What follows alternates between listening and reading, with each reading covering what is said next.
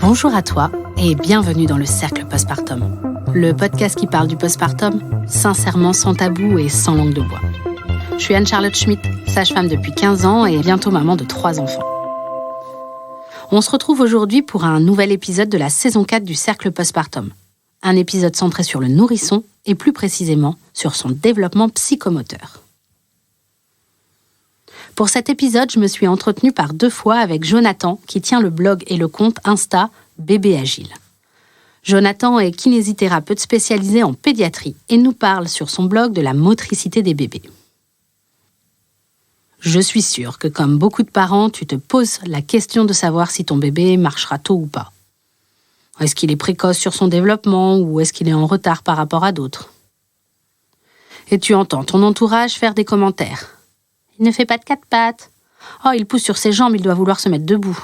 Tu devrais le mettre assis. Si tu suis régulièrement les épisodes du Cercle, tu sais que je ne te donnerai pas d'âge prédéfini pour telle ou telle étape. Je n'aime pas me baser sur des moyennes qui ne sont que des chiffres normés, alors que la réalité est une fourchette beaucoup plus large.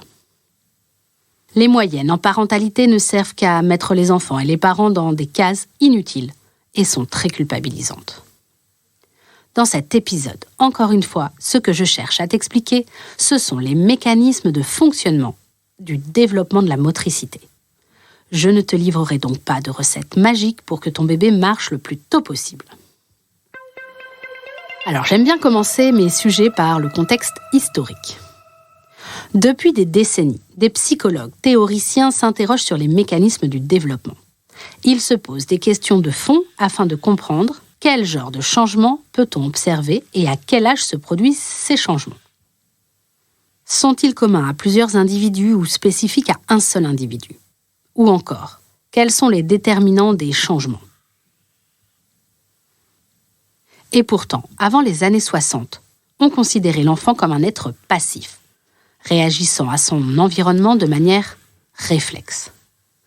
Les connaissances sur le développement de l'enfant avant 3 ans étaient quasi nulles et il faudra attendre les années 90 pour avoir des observations précises sur cette tranche d'âge. On sait aujourd'hui qu'observer le développement d'un enfant permet de savoir où il se situe dans sa trajectoire de développement, mais aussi d'en savoir plus sur son fonctionnement et sa relation avec ses parents. Avec les développements des neurosciences, de plus en plus performantes, les scientifiques ont démontré à quel point la variété, la répétition et la richesse des expériences, mais aussi la relation affective, la bienveillance, ont une influence sur le développement et la qualité des connexions cérébrales au cours de ces premières années de vie. Piaget, dès 1952, nous dit « Le développement de l'enfant se fait dans l'acquisition et dans le progrès ». Epicler explique par la suite que l'enrichissement des capacités globales de l'enfant se fait avec la motricité en liberté. Et enfin, Michel Forestier, kinésithérapeute et auteur, déclare « Il ne s'agit pas de stimuler le bébé pour qu'il aille plus vite. C'est un moyen de jouer, d'entrer en relation avec lui à travers la motricité afin de lui permettre de profiter au maximum de ses possibilités au bon moment. » Et c'est exactement tout ce que je vais t'expliquer maintenant. Pour commencer, la chose primordiale à retenir est qu'il existe des écarts significatifs dans l'âge d'acquisition des différentes étapes du développement moteur. Car, comme nous l'avons vu pour le sommeil, les acquisitions de l'enfant dépendent de la maturation du cerveau, mais également des aptitudes personnelles de l'enfant, variables d'un enfant à l'autre, et aussi de l'environnement et de l'attitude des personnes qui l'entourent, ainsi que de ses expériences motrices. Les acquisitions des différentes étapes ne se font pas toujours dans le même ordre, mais ont toutes pour objectif final l'acquisition de la marche. Tous les nourrissons passent par 3 étapes dans leur développement moteur.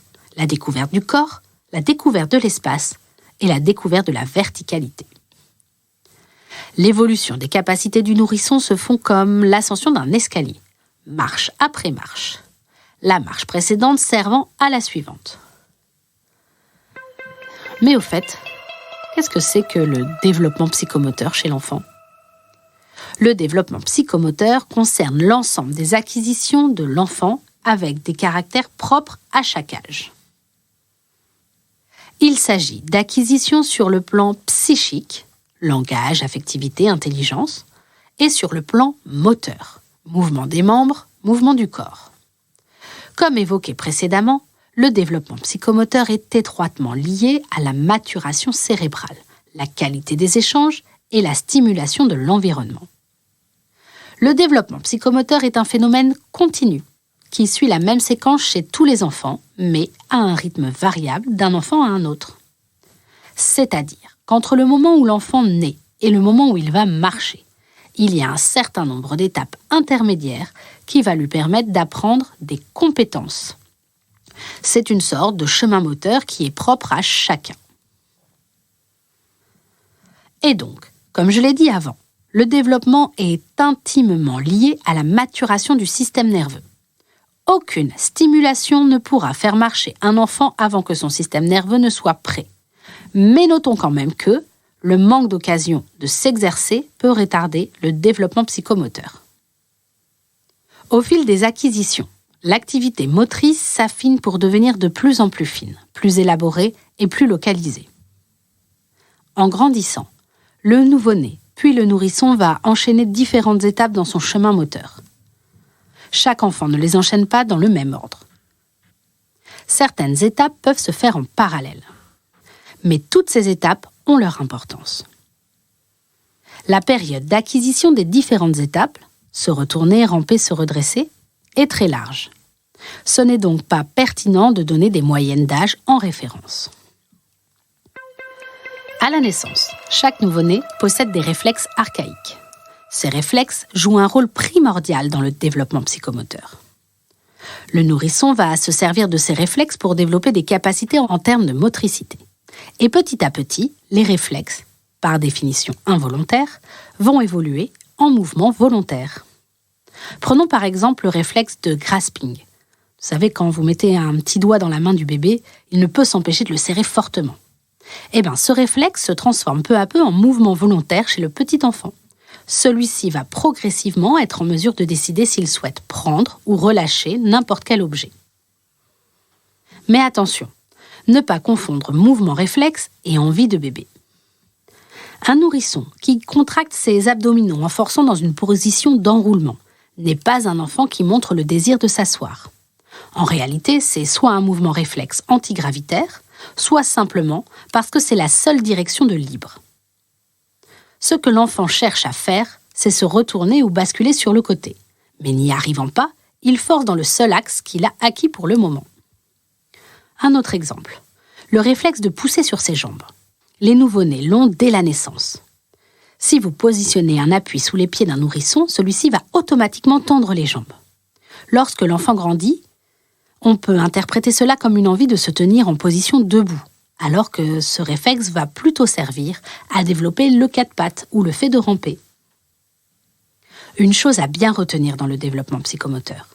Un enfant se sent bien dans une position quand il sait s'y installer seul, car cela lui offre la liberté de choisir sa position. Mais ce qui est encore plus important, un enfant se sent bien dans une position quand il sait en sortir seul. Pour acquérir une position, le quatre-pattes, la position assise, se tenir debout, l'enfant doit développer beaucoup de compétences intermédiaires. Et ce sont ces compétences qui lui permettent d'arriver dans la position souhaitée et d'en sortir. Pour acquérir une compétence, l'enfant a besoin de répéter les mouvements. C'est par la répétition, le test, que l'enfant trouve la solution pour passer au mouvement suivant. La curiosité, le plaisir de bouger et l'envie d'investir l'espace vont beaucoup servir le développement psychomoteur. Tester ces mouvements va également permettre à l'enfant d'apprendre à gérer les chutes. Ainsi, l'enfant va développer des mouvements de protection.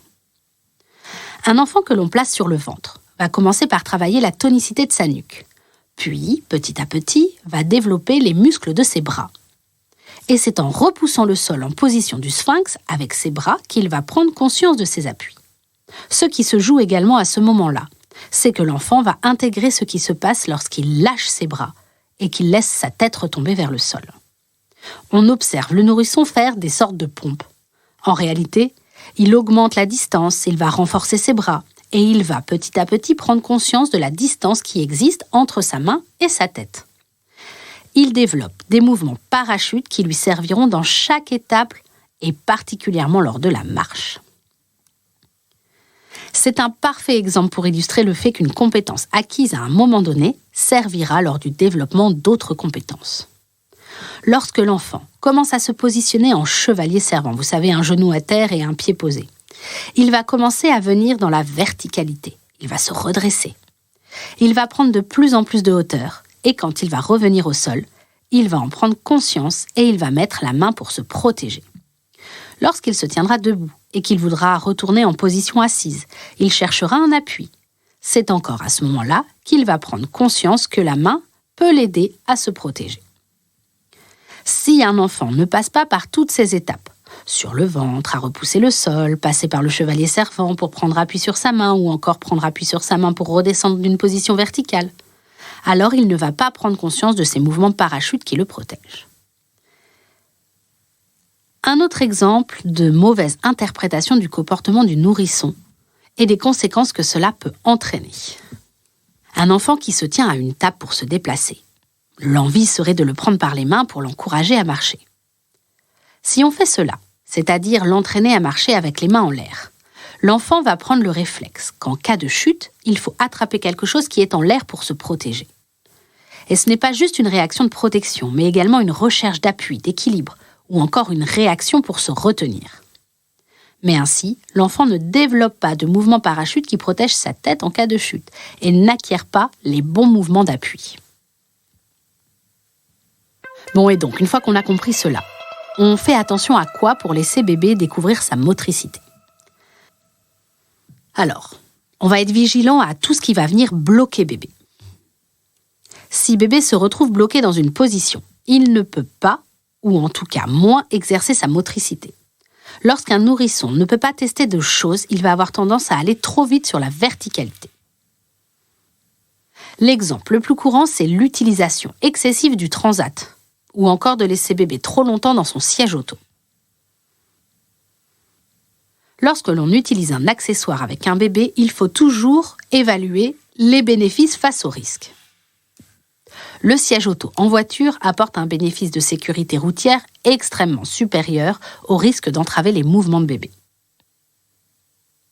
En revanche, souvent avec l'envie de ne pas réveiller bébé ou de simplifier les déplacements, on déplace bébé dans le siège auto direct sur la poussette.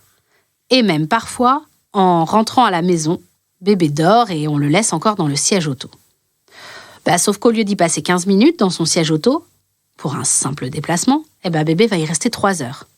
Et là, cela pose problème. L'utilisation prolongée du transat ou du siège auto peut provoquer des pathologies, notamment tout ce qui va être torticolis et plagiocéphalie. Il est important de diversifier les choses, les positions. Et surtout, comme je le dis souvent, on observe son bébé.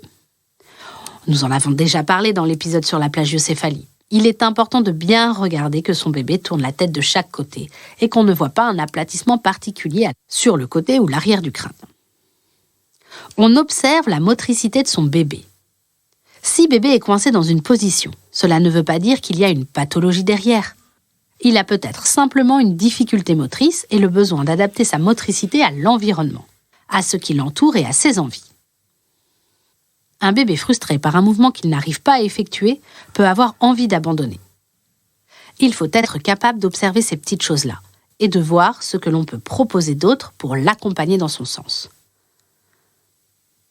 On ne se met pas de pression non plus, On sait que les enfants évoluent à des rythmes différents. Mais il faut quand même observer qu'il se passe des choses. Un petit aparté sur les bébés qui font du 4 pattes et ceux qui rampent. Tous les enfants ne passent pas par ramper puis 4 pattes. Certains font l'un ou l'autre. Un bébé couché sur le dos et qui doit se mettre debout, il est obligé de passer par la position ventrale. Ce qui se passe, c'est qu'il y a des enfants qui vont ramper de manière tellement efficace qu'ils n'ont pas besoin de passer par la position 4 pattes. D'autres, au contraire, ne vont quasiment pas ramper parce que cela aura été plus facile pour eux de se mettre directement à 4 pattes. Quoi qu'il arrive, il est important qu'au moins une de ces 2 compétences soit travaillée parce que c'est celle qui permet d'acquérir les alternances d'appui nécessaires sur le chemin de la verticalité. Fin de l'aparté. On a dit qu'il fallait éviter tout ce qui bloque bébé. Mais alors, Qu'est-ce qui favorise la motricité de bébé ? Eh bien, cela commence dès la naissance. Et en fait, même dès la grossesse. La motricité de bébé, elle commence avec les mouvements in utero du fœtus, mais également avec les mouvements de la mère qui berce ce fœtus. Puis à la naissance, la première étape de découverte de la motricité, c'est quand on pose le bébé sur le ventre de sa maman. C'est un très grand moment de découverte sensorielle pour le nouveau-né. Le contact et l'odeur de la peau de sa mère. Les premiers mouvements réflexes pour se hisser au sein. Les mouvements de fouissement pour aller téter. Et oui, on en a aussi parlé dans un autre épisode, mais encore une fois, le pot à pot, c'est déjà du développement psychomoteur. Ensuite, dès les premiers jours, le portage, j'insiste, physiologique, c'est également du développement psychomoteur. Le portage, comme le pot à pot, sont très importants dans le lien d'attachement et le développement du lien parent-enfant. Le lien d'attachement, si tu te rappelles, ça va permettre de rassurer bébé et cela jouera un rôle tout au long de son développement et dans les moments d'acquisition de nouvelles étapes. Le portage, c'est aussi offrir les premières sensations de verticalité au bébé, de travailler son oreille interne, mais également des sensations d'appui et de balancement. Un autre point très important, c'est de proposer assez rapidement la position ventrale. C'est ce qu'on appelle le tummy time. C'est absolument indispensable. Les recommandations préconisent 10 minutes par jour dès la naissance sur le ventre, tout en sachant que ce n'est pas 5 à 10 minutes d'un coup. Cela peut être 10 fois 1 minute, voire même 20 à 30 secondes à la fois. Peu importe le temps que bébé accepte, il faut ensuite augmenter progressivement, afin de lui laisser l'occasion de développer ses premières compétences motrices. Ça a énormément de bienfaits. On a beaucoup insisté sur l'importance de coucher les bébés sur le dos dans la prévention de la mort inattendue du nourrisson. Mais ça a eu comme effet boomerang le fait que les parents n'osent plus poser leur enfant sur le ventre lors des phases d'éveil. Donc je le rappelle, dormir c'est sur le dos, mais en dehors et sous surveillance. Oui, n'hésite pas à mettre ton bébé sur le ventre. Et si tu te questionnes sur le développement psychomoteur de ton enfant, rappelle-toi que ton bébé est vu de manière régulière par ton pédiatre ou son médecin généraliste. C'est lui qui regroupe toutes les informations sur ton enfant et qui évalue son bon développement. Il a une vision globale. Pour continuer, un petit point sur les accessoires de puériculture que le marketing te vend comme des indispensables pour ton enfant. Le Yupala. En premier, totalement à bannir. Entre risque de chute dans les escaliers et mauvais développement moteur, marche sur la pointe des pieds, absence de réflexe parachute, il est même interdit dans certains pays. Ça va de même pour ces espèces de, je sais pas comment ça s'appelle là, mais ces espèces de balançoires élastiques que tu accroches au plafond et ton enfant y rebondit. C'est le même principe. La fameuse arche d'éveil ensuite. Ce qu'il faut savoir sur l'arche, c'est qu'elle fixe le regard de bébé au-dessus de lui. Et du coup, il ne va pas développer ses compétences pour tourner la tête de chaque côté dans la totalité de ses amplitudes. Conséquence, position de blocage, risque de plagiocéphalie. Le bébé vient de naître. Il n'a pas besoin d'avoir quelque chose au-dessus de lui pour s'occuper. Sa première intention, c'est de découvrir son corps. Donc il a besoin que sa main passe devant ses yeux. Non pas pour venir toucher ou attraper quelque chose, mais juste pour prendre conscience que la main, ça lui appartient. Mettre ses doigts dans sa bouche et puis la bouger. Si tu souhaites utiliser une arche à l'occasion, alors fais attention à comment la placer. C'est-à-dire plutôt au niveau du ventre qu'au niveau de la tête, parce que sinon, cela va amener de l'extension, ce qui va avoir tendance aussi à bloquer bébé dans ses mouvements et favoriser les torticolis. Le transat ensuite, on en a déjà parlé. Bébé va se retrouver un peu bloqué. Il ne va pas pouvoir bouger de droite à gauche et pouvoir essayer de se retourner et d'explorer. Dans le même registre, il y a les coussins préformés, très à la mode. Je vous rappelle qu'à la base, ils ont été développés pour des bébés qui sont nés prématurément et qui avaient besoin d'être groupés. Mais l'utilisation s'est généralisée à tous les bébés. Le but premier était d'offrir un cocon rassurant. Mais donc du coup, c'est pareil, ce sont des choses qui vont venir bloquer bébé dans sa motricité. Après, ne tombons pas dans la parano. C'est-à-dire que si bébé est posé pendant 20 minutes dans ce type de coussin, c'est pas ça qui va le gêner. Le problème, c'est que souvent, ils ont tendance à y rester des heures. Et c'est là, notamment, qu'il faut faire attention. La poussette, c'est dans le même registre. C'est très bien pour les promenades, mais on ne laisse pas son bébé faire la sieste dedans à la maison. Lorsque tu choisis du matériel ou des jouets pour ton bébé, ne regarde pas s'il est adapté à son âge, mais plutôt à ses compétences. Alors, on a besoin de quoi, réellement ? Un grand tapis. Mais n'hésite pas à laisser bébé explorer le sol quand il commence à se déplacer, justement pour qu'il comprenne que le sol, c'est dur, et ainsi qu'il puisse développer des compétences en cas de chute. Quelques jouets, oui, bien sûr, mais bébé n'a pas besoin d'en avoir plus de 3 à la fois. Ce qui est important ensuite, c'est de varier les jouets tous les 3 jours environ. Ainsi, bébé va avoir le temps de les découvrir, il va travailler dessus, il va réussir à se concentrer pour les attraper. Et puis plus tard, ce qui est pas mal, c'est le pousseur ou le trotteur. Mais encore une fois, on fait attention à la manière de l'utiliser. C'est-à-dire qu'on ne vient pas bloquer les roues pour que bébé vienne se mettre debout. Le but est qu'il essaye de l'attraper et au début, il va pouvoir se tracter avec ses bras. Essayer de se redresser.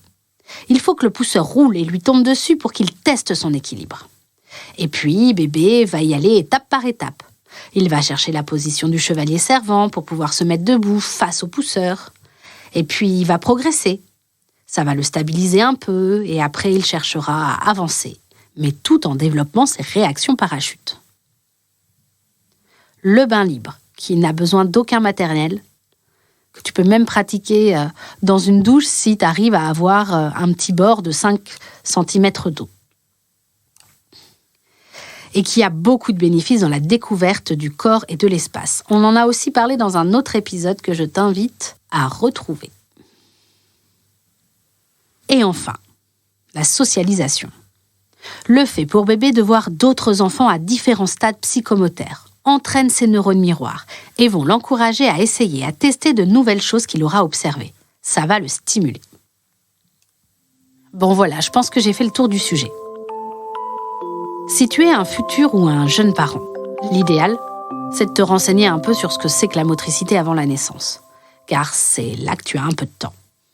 Ça te permet de prendre conscience de ce qui va se passer, mais le plus important, après, c'est d'observer ton bébé. Comme pour tout dans la parentalité, tu observes, tu proposes quelque chose en fonction de cette observation et ensuite tu réajustes. Je te remercie pour ton écoute. J'espère que cet épisode t'a plu et je t'invite à prendre quelques instants pour laisser 5 étoiles sur Apple Podcast ou sur n'importe quelle plateforme d'écoute afin d'offrir un peu de visibilité à ce podcast qui le mérite et en plus, ça m'encourage dans mon travail. N'oublie pas de t'abonner au cercle sur ta plateforme d'écoute afin de ne rater aucun épisode. Et si tu souhaites des infos complémentaires, des conseils, des petits tips, tu peux suivre le cercle postpartum sur Instagram, Facebook et LinkedIn. Je remercie encore une fois Jonathan du compte Bébé Agile pour notre échange qui m'a servi dans l'écriture de cet épisode. À la compo musicale, on retrouve Guillaume Coindé. Je suis Anne-Charlotte Schmitt. J'écris, j'enregistre et je réalise ce podcast. Cet épisode a été enregistré au studio La Poudre de la Cité Audacieuse. La Cité Audacieuse réunit tous ceux et celles qui ont le droit des femmes et l'égalité entre les femmes et les hommes comme objectif. Je te dis à la semaine prochaine avec un nouvel épisode. Et en attendant, bon postpartum à toi!